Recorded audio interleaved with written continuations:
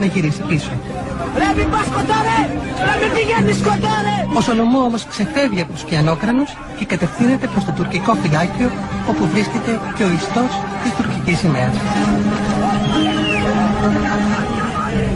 Ανεβαίνει στον ιστό και δέχεται πυρά.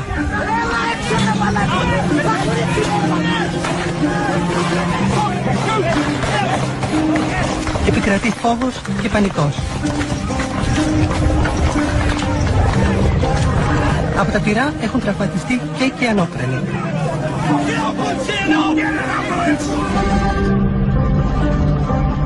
Όλοι εμείς που ήμασταν μέσα στην νεκρή ζώνη φοβηθήκαμε και στραφήκαμε σε φυγή προς τα πίσω, προς την ελληνοκυπριακή μεριά, φοβηθήκαμε ότι θα μπουν μέσα.